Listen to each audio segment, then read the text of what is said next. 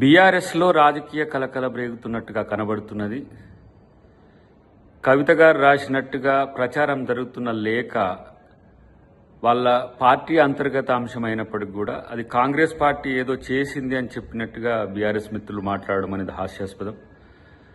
కాంగ్రెస్ పార్టీకి ఇలాంటి ఫేక్ న్యూస్ను, లేఖలను ఇతర పార్టీలకు సంబంధించిన అంశాల విషయంలో కల్పించుకోవడం అనేది కాంగ్రెస్ పార్టీ చేయదు. ఒకటి. రెండవది, వారు ప్రస్తావిస్తున్నట్టుగా ప్రచారం అవుతున్న అంశాలన్నీ సోషల్ మీడియాలో కానీ, మెయిన్ స్ట్రీమ్ మీడియాలో కానీ ఈరోజు అది పెద్ద బ్రేకింగ్ ఇష్యూ అయింది. ఆ అంశాల్లో వారు గతంలో చేసిన వివిధ వేదికల మీద చేసిన ప్రకటనలకు ప్రతిరూపంగానే మనకు కనబడుతున్నది. ఒకవైపు రెండవ నాయకుడు లేకపోతే ద్వితీయ శ్రేణి నాయకత్వం వంశంలో బీఆర్ఎస్ కొంత తడబడుతున్నది.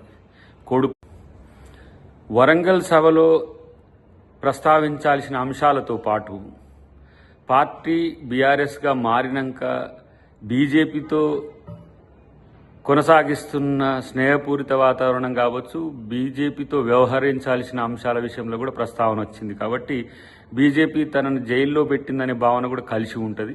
తర్వాత భావన బామ్మార్దిన అనే దగ్గర బామార్ది కొరకు తగ్గినట్టు కనిపించిన తన కోసం ఎవరూ లేరు అనే ఆలోచనతోని తన తండ్రితోనే తనకున్న అంతర్గత అంశాలు చెప్పుకోలేక లేఖ రాసే దిశగా ఈరోజు అంతరం పెరిగిందా అనే ఆలోచన మాత్రం ఒకంత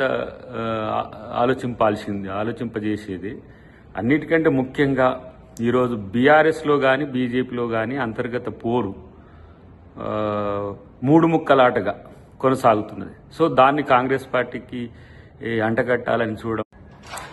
చాలా రోజుల నుంచి జరుగుతున్న చర్చ ఏంది, కవిత ఒంటరైందా అనేది చాలా రోజుల నుంచి రాజకీయ వర్గాల్లో జరుగుతున్న చర్చ, లేదంటే మీడియాలో, లేదంటే సోషల్ మీడియాలో, యూట్యూబ్లలో జరుగుతున్న చర్చకు ఊతమిచ్చే విధంగా లేఖ రాసింది, లేకపోతే రాయబోయింది, లేకపోతే అది నోట్ ఏది వివిధ మార్గాల్లో తయారు చేయడానికి కూడా ఈ రూపం ఎంచుకున్నది అని ఒక చర్చ అయితే సర్వత్రా వస్తున్న క్రమంలో ఇలాంటి అంశాలకు నేరుగా అది కవిత గారే సమాధానం చెప్తే తెలుస్తుంది.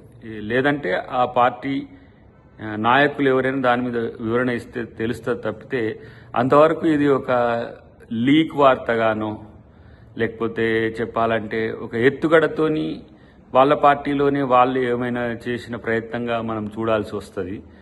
అన్నిటికంటే ముఖ్యంగా బీఆర్ఎస్లో